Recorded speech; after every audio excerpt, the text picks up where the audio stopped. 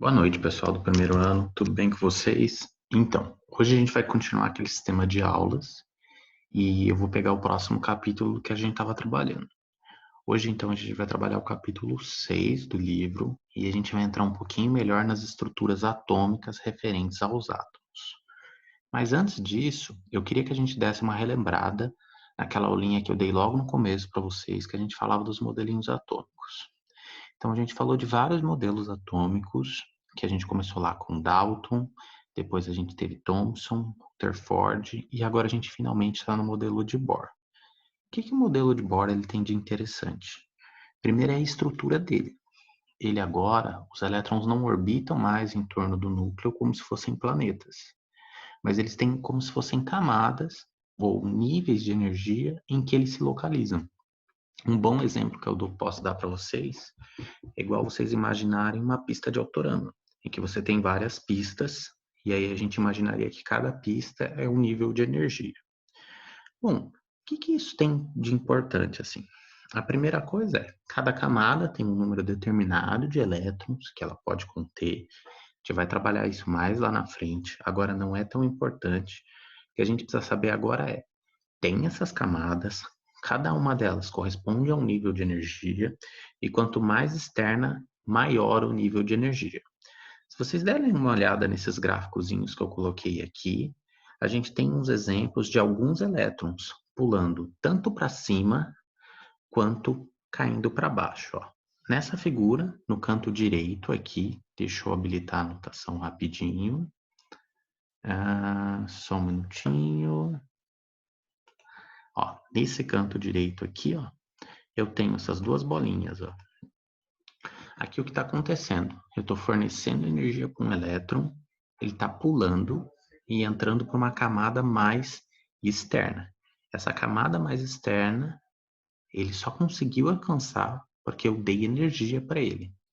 Quando ele pega e retorna ao estado inicial dele, porque esse não é o estado natural dele, ele vai emitir uma energia. Que tipo de energia é essa que ele está emitindo?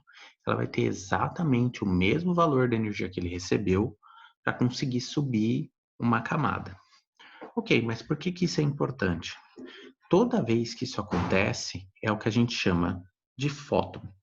Então, ele recebeu uma energia equivalente a um fóton para que ele conseguisse subir para o próximo nível, e quando ele decai novamente para o estado natural dele, ele perde um nível de energia. Um nível de energia esse que a gente também chama de fóton. E mais importante do que isso é, de acordo com esse nível de energia, ele vai emitir uma cor diferente. Então, vai ter cores diferentes relacionado a níveis de energias diferentes. Bom, dito isso, então, vamos para o próximo slide, as coisas vão ficar um pouquinho mais claras lá. Tá? Aqui.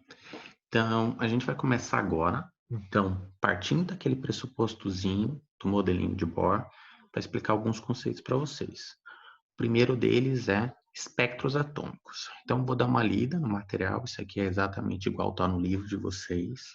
Vai marcar certinho as páginas que vocês vão poder estar trabalhando. Então, vamos lá. Se fizermos a luz de uma lâmpada, de um filamento incandescente passar através de um prisma, ela será decomposta em várias cores, que são popularmente conhecidas como arco-íris. Cientificamente, o que se obtém é chamado de espectro de luz visível. Então, ó, vocês deram uma olhada no exemplozinho aqui, eu tenho uma lâmpada. Ela é uma lâmpada incandescente, então é aquelas lâmpadas de filamento antigo, hoje em dia quase não tem mais. Ele está passando por uma fresta, essa fresta é só para direcionar, e depois disso aqui ela está passando por um prisma. Passando por esse prisma, ela está sendo refletida lá numa câmara escura, e aí a gente tem essas diferentes variações de cores, que ela está variando desde o azul até o vermelho. Tá ok? Bom, então isso é o que acontece com a luz incandescente normal. Beleza. Agora, se a gente fizer a mesma coisa com uma outra lâmpada, que é uma lâmpada dessas que a gente tem hoje, que são essas fluorescentes, ou de gás de um tubo, o que a gente vai perceber? Ó, é igual nessa figura. Você não vai ter o espectro de cores completo, você só vai ter algumas linhas e vários espaços vazios, espaços pretos, assim que a gente está dizendo. Cada espaço preto desse só quer dizer que não tem luz ali. O que que isso mostra para a gente? Essas lâmpadas de gases específicos, cada uma delas, elas vão emitir cores específicas e essas cores, elas estão relacionadas com os elementos que tem dentro dessa lâmpada, tá ok? Então, por exemplo, imagina o seguinte, de acordo com os elementos diferentes que estiver dentro dessa lâmpada, ela vai ter essas linhas de cores aparecendo em lugares diferentes. Então, por exemplo, ó, se vocês olharem o espectro do hélio, que está aqui embaixo, ó, tem o Hzinho, e aí a gente tem um azul escuro, um azul médio, um azul claro e o laranja. Se vocês olharem de baixo, ó, o que que é o hélio? O hélio vai ser essa de baixo. A gente vai ter uma luz azul, mas num ponto diferente, depois um azul diferente, um azul mais claro num ponto diferente, e assim por diante. Se a gente olhar as linhas do sódio, elas são amarelas e ficam naquela posição. As linhas do cálcio, ele tem essas várias linhas e elas vão ficar nessas posições. Então imagina que eu tenho uma lâmpada que tem todos os 4 elementos: hélio, hidrogênio, sódio e cálcio. O que que ia acontecer? Todas essas linhas elas iam se sobrepor e no final o que eu ia ter ia ser um composto de todas elas. Mas se eu olhar cada um desses elementos em separado, eu consigo identificar que tipo de elemento é só por essa luz que a gente consegue obter por essa câmara escura, tá bom? Tem uma coisa que a gente costuma fazer para isso, que a gente usa para determinar, mas a gente vai falar mais lá na frente. Isso aqui está muito relacionado com aquilo que a gente falou no primeiro slide, que são as propriedades de quantização de energia, e cada elemento tem uma quantidade de energia específica, porque eles têm números de elétrons diferentes. Então vamos falar o seguinte. Ó, agora eu vou tentar explicar isso aqui para vocês um pouquinho melhor. Então eu vou ler o material da apostila que ele colocou e a gente vai falar depois das aplicações. Então, a primeira coisinha aqui é o modelo atômico de Bohr. O modelo de Rutherford proposto em 1911, apesar de esclarecer satisfatoriamente os resultados da experiência sobre a dispersão de partículas alfa, possui algumas deficiências, como, por exemplo, não explicar os espectros atômicos, e em 1913, Niels Bohr propôs um outro modelo, mais completo, que conseguiu explicar o espectro de linhas. Esse seu modelo de Bohr inclui uma série de postulados, afirmações aceitas como verdadeiras, sem demonstração. Isso naquela época. Hoje a gente já conseguiu comprovar muitos desses postulados.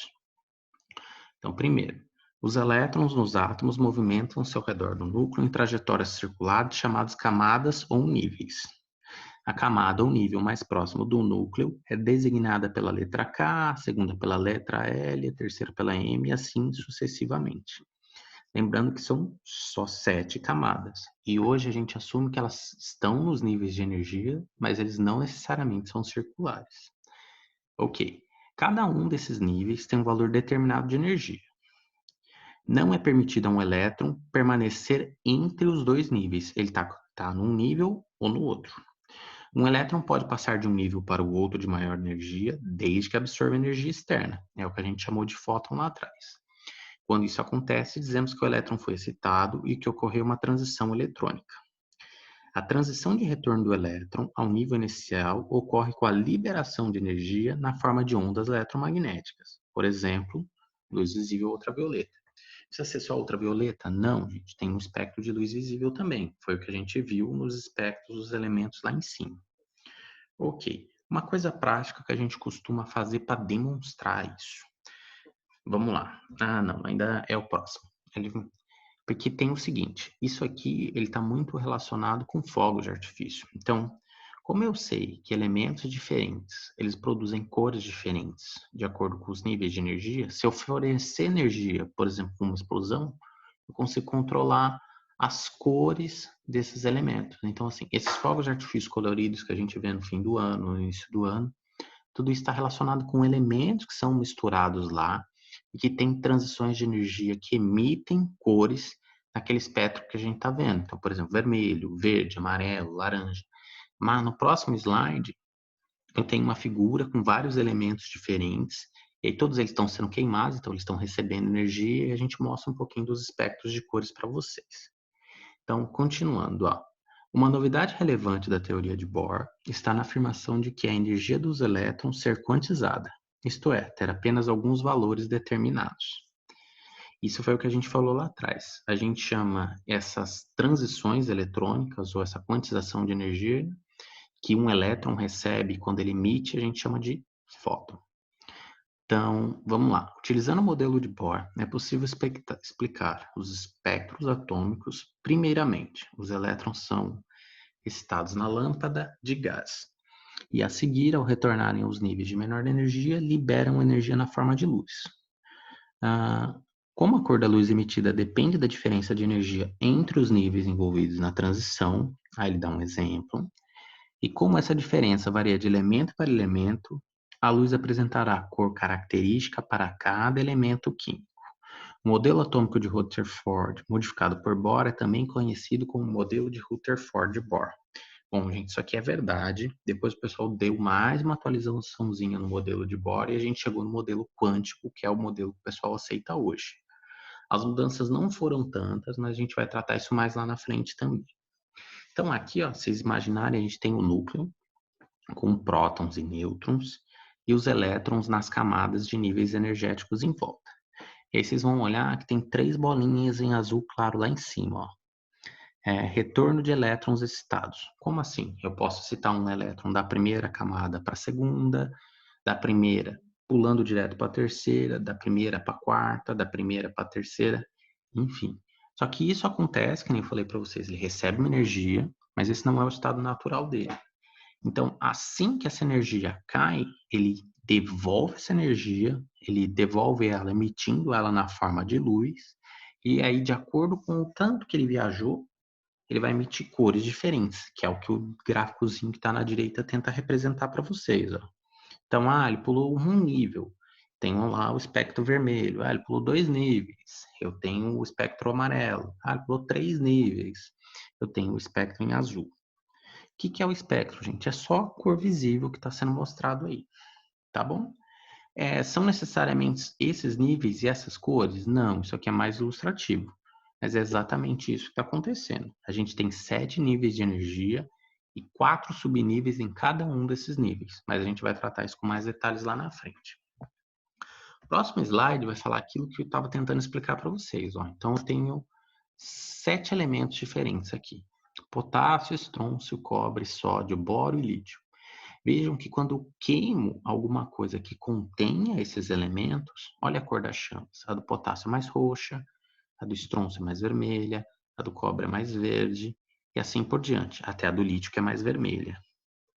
Se a gente olhar aqui na direita, ó, tem mais alguns elementos aqui, entre eles o cobre, que tem essa chama azulado, esverdeado diferente, e o bário, que também tem uma chama verde, mas que é um pouquinho diferente da do cobre. Então, elementos diferentes vão ter níveis de transição de energia diferentes, porque eles têm mais ou menos elétrons, de acordo com cada tipo de átomo. Como a gente já estudou na tabela periódica, tem elementos que têm desde um único elétron até elementos que têm mais do que 100 elétrons, tá ok? Então vamos lá. Isso aqui, gente, é o que o pessoal utiliza para fabricação de fogos de artifício. Então agora a gente sabendo tudo isso, a gente consegue ir para os exercícios e resolver algum deles. Eu separei alguns para fazer com vocês nos slides e vou deixar 2 ou 3 para vocês fazerem para casa. Então vamos lá resolver os primeiros exercícios. Primeiro exercício, se vocês olharem, as respostas já estão assinaladas, dos 3 primeiros aqui, na verdade dos 4, mas o mais importante é tentar explicar a teoria de cada um deles para vocês. Então, essa parte ela é mais teórica, é mais para ver se a gente entendeu a teoria e a fundamentação. Primeiro, o modelo atômico de Bohr induziu importantes inovações em relação aos modelos anteriores. Entre elas, podemos citar, ele quer dizer o que mudou do modelo de Rutherford para o modelo de Bohr. E no modelo de Rutherford, a gente não tinha quantização de energia. O que o modelo de Bohr veio inserir em cima do Rutherford foi: os elétrons eles estão sim em torno do núcleo, mas eles não estão em órbitas, eles estão em níveis de energia. Então ele quantizou essa energia, quantização de energia. Então a resposta certa, letra D. Aí questão número 2. De acordo com o modelo de Bohr, a luz vista durante o teste de chama é emitida por... Ele quer saber o que emite as cores no espectro de chama, ó, igual esse slide anterior, em que você tem os elementos diferentes com cores diferentes aqui. Então vamos lá, ó, quando o átomo se quebra em vários pedaços, não é verdade, o átomo não se quebrou em vários pedaços, a única coisa que transitou lá dentro foram elétrons. Letra B. Pelos elétrons quando são promovidos a níveis de menor energia. Não, gente, o elétron ele não vai ser promovido ou demovido. O que vai acontecer é, ele vai se movimentar, ele ganha energia, sobe um nível. Quando ele cai um nível, ele vai emitir uma quantidade de energia, essa quantidade de energia que carrega uma frequência e geralmente está associada com algum tipo de cor. Ó, pelos elétrons, quando retornam, aí após excitação a níveis de menor energia. Verdadeiro, é isso que acontece. Então o elétron ganhou energia, subiu um nível. Ele perdeu essa energia, ele emite ela de volta para o ambiente na forma de um fóton. E por que ele perde essa energia? Porque quando ele sobe um nível de energia, recebendo essa energia de outro meio, isso não é fixo. Ele vai voltar para o estado original dele, porque na natureza tudo volta sempre para o equilíbrio. Então ele vai emitir um fóton e esse fóton é que carrega a cor. Cores diferentes para elementos diferentes. Questão número 3 do ITA. Historicamente, a teoria atômica recebeu várias contribuições de cientistas. Assinale a opção que apresenta na ordem cronológica correta o nome de cientistas que são apontados como autores de modelos atômicos. Bom, esses são os 4 modelinhos que a gente trabalhou. Está faltando mais um que é o modelo atômico, mas ele é uma atualização do de Bohr, então a gente não vai falar dele agora. Então vai lá na letra A já, ó. Dalton foi o primeiro modelo, era um modelo esférico, da bola de bilhar. Aí veio o de Thomson, que a gente também associa aí o modelo dele como o modelo do pudim de passas, porque as cargas estariam em volta ali do átomo, tá ok? Depois veio Rutherford com a ideia do núcleo positivo e os elétrons em volta. E por último veio Bohr, e aí ele completou isso e falou, não são órbitas, são níveis de energia. Então, a resposta certa, letra A. E por último, exercício 4.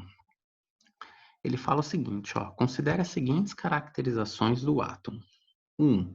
Partícula maciça com carga positiva incrustada de elétrons. 2. Partícula descontínua com a eletrosfera dividida em níveis de energia.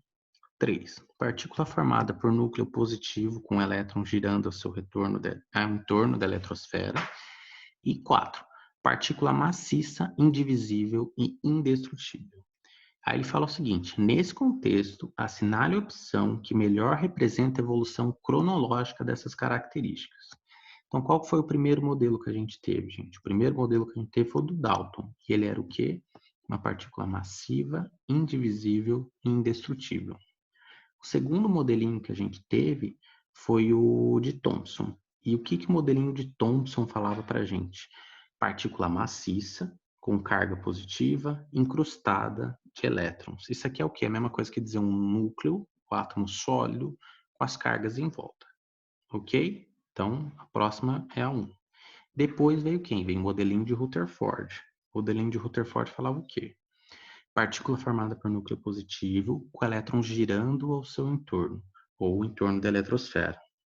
E por último, o modelinho de Bohr, que foi o que a gente está estudando hoje, que fala que ele veio e completou o modelo de Rutherford. Partícula descontínua, com a eletrosfera dividida em níveis de energia. Então, era isso, gente. Com isso a gente encerra a aula. Aí o que eu vou pedir para vocês? Eu pedi para vocês fazerem uns exercícios para casa, sendo eles todo o material, tudo que a gente discutiu hoje, está contido da página 68 até a 72 do livro, e eu gostaria que vocês fizessem o exercício 5 até o 8, da página 72 e 73. São poucos exercícios, são só 4 exercícios, mas para a gente trabalhar um pouquinho o que foi discutido aqui. Então, vamos terminar por aqui. Um abraço para vocês e a gente vai se ver. Tchau.